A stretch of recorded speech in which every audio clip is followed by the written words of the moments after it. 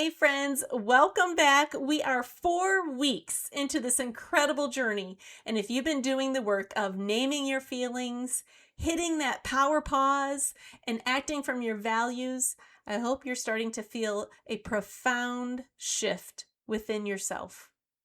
We've spent the last 3 weeks deep in our own dashboards. We've learned to name it with self-awareness, to claim it with self-regulation, and to navigate it, finding motivation by acting from our values. We've learned that our built-in emotional system sends us signals, not commands. And we've learned to trust our compass, not just our feelings.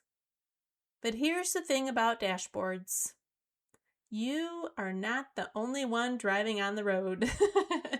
Every single person you encounter, your spouse, your kids, your boss, your colleagues, even the person in line at the grocery store. They all have their own complex dashboards, their own built-in emotional systems sending them signals. And often those signals are flashing red or blinking yellow, and we have no idea what they mean. We just see the behavior and we react. We get frustrated, we get defensive, we get angry, we get confused. And that's okay. Today we're going to talk about empathy. We're going to talk about how to read their dashboards, how to understand the signals they're sending, even when they're not saying a word. This isn't about being a mind reader. It's about being a heart reader. It's about understanding that their behavior is often just a signal too. And when you learn to read those signals, it changes everything in your relationships. Welcome to And That's Okay, the podcast that empowers you to master your emotional world. I'm Lisa Renee Scott, your host and a passionate believer that every feeling is a signal and every signal holds power. In a world that often tells us to ignore or dismiss our emotions, I'm here to remind you that whatever you're feeling, it's for a reason, and that's okay. Empathy can probably be the most misunderstood of all the emotional intelligence skills. Most people think empathy means you have to agree with someone or fix their problem, or even feel exactly what they're feeling. But that's not what empathy is. True empathy is like a superpower for connection. It's the ability to step out of your own car and into theirs for just a moment, or step into their shoes. Look at their perspective. It's not about taking on their emotions as your own. That would be exhausting. It's about understanding their emotions. It's about looking at their dashboard and trying to understand what lights are flashing for them. It's about saying, okay, I see your signal, and that's okay. Remember our core truth. We were created with a built-in emotional system that signals a feeling, an emotion about what we are experiencing. This is true for everyone. But here's the catch. We've been here for 4 weeks. We're learning to decode our dashboards. We're learning that your feelings are signals, not commands. But the people in your life, they probably haven't had this training yet. They haven't been taught that their anger is just a signal of hurt, or that their withdrawal is a signal of maybe feeling overwhelmed. So they are likely still letting their emotions and those urgent signals control their behavior. They aren't trying to be difficult. They just don't know how to read their own dashboard yet. When you understand that, your empathy moves from pity to power. You can see the signal even when they can't, because you've been through the training. And because they don't have the skills yet, I want to invite you right now, if you have a spouse, a bestest friend, a family member, a coworker who you know would benefit from learning this language, share this series with them. Imagine how easier your relationships would be if you were both reading the same dashboards. Now let's walk through a real life scenario. I want you to visualize this with me. It's Friday night. You've had a long week. You walk into the kitchen and your spouse is there doing the dishes. First of all, yay you, your husband's doing the dishes. And you say something like, "Hey honey, how was your day?" And they just grunt.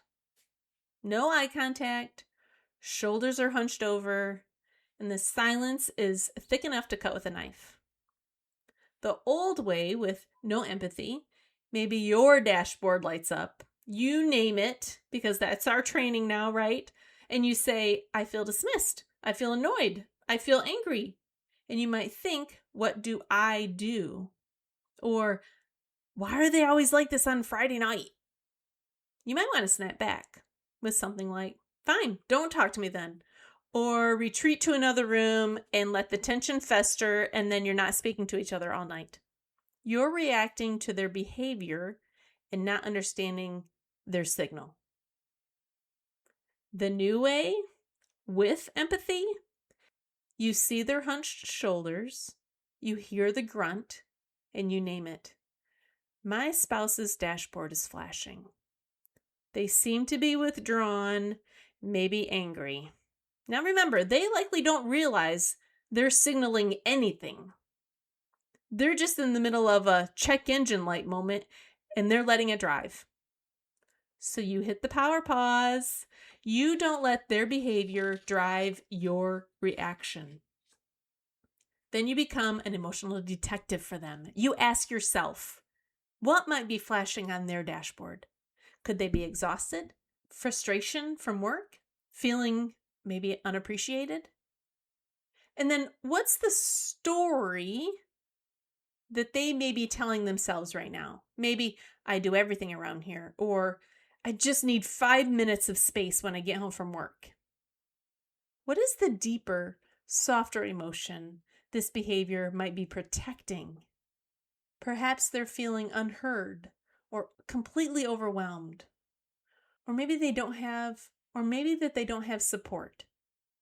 You don't have to know the answer, but the act of asking these questions shifts you from reaction to curiosity, and that creates space for connection. So instead of snapping, which it's hard to not just snap back, that's the power of the pause. So instead of snapping back, you might say with a softer tone, "Rough day, huh?" Or, "I know you've had a rough week." You're not fixing it. You're acknowledging their signal. You're saying, "I see you. I see you." And often that simple acknowledgement is the key that unlocks their dashboard. They might sigh and say, "Oh, you have no idea. My boss was a nightmare." Suddenly you're not fighting about a grunt. You're connecting because you had the guts to read the signal that they didn't even know that they were sending.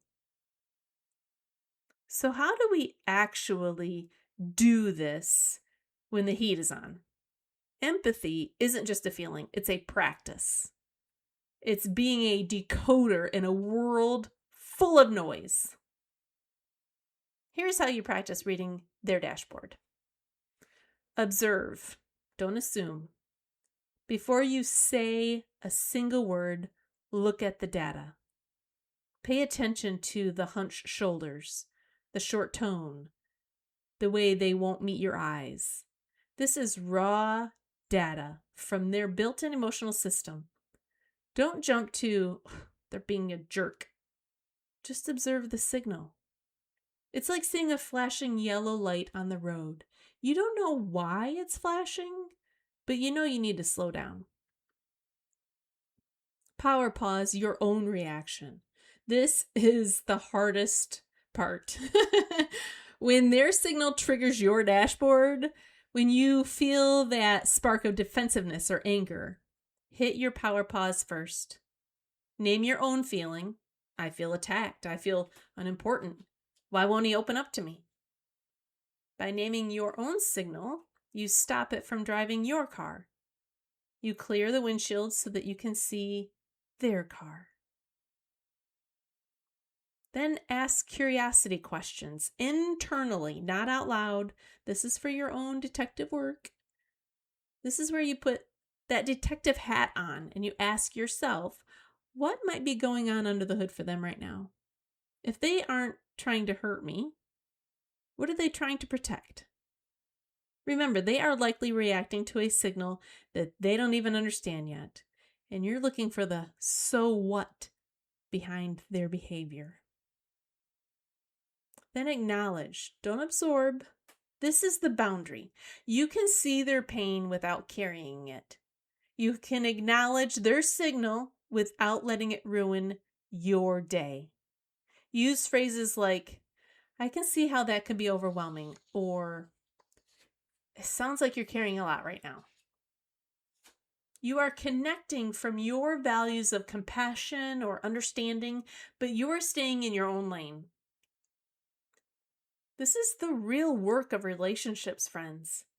It's messy, it's imperfect, and it's often exhausting, but it is the only way to move from constant conflict to genuine soul-level connection.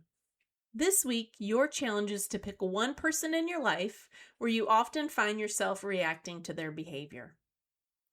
Here's a pro tip. Maybe you want to just try this technique with someone at the store first. You know, the stranger you encounter who's having a negative moment.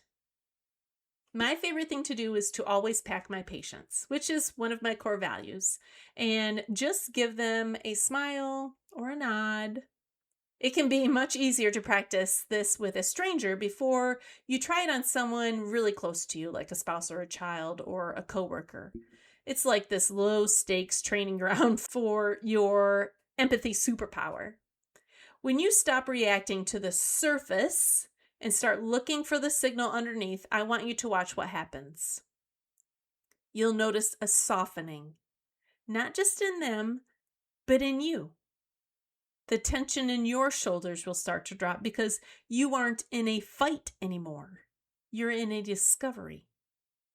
You'll find that when you acknowledge their signal, their bodyguard, which is that anger or withdrawal, often steps aside. And you'll start to have the conversations that solve things instead of just repeating the same old arguments. You'll start to see people not as obstacles or enemies, but as humans who are just trying to navigate their own messy dashboards just like you. Next week, we're going to bring it all together with social skills. We're going to talk about how to use all these tools: self-awareness, self-regulation, motivation, and empathy to navigate complex social situations and build truly thriving relationships. You won't want to miss it. Thanks for being here. This is hard, but you're doing it. And remember, their behavior is often just a signal, and that's okay. Thanks for tuning into this episode of And That's Okay. I hope our conversations left you validated, empowered, and equipped with practical steps to name it, claim it, and navigate it in your own life. If you found value in today's message, please subscribe, leave a review, and share this episode with someone who needs to hear that their feelings are valid too. And if you're ready to dive deeper into transforming your emotional landscape, you'll definitely want to grab a copy of my book, And That's Okay. It's available on Amazon or through my website. Just check the link in my bio or the captions of this episode. For daily inspiration, reflections, and more tools to support your growth, come and connect with me on social media. I'd love to hear how you're applying the Name It, Claim It, Navigate It framework in your own life. Before we wrap up, a quick reminder: I'm not a licensed doctor or therapist. I'm simply sharing experiences and insights that have helped me and countless others along the way. My mission is to empower you with tools, not to replace professional medical advice. Remember, whatever you're feeling or going through, you have feelings, and that's okay.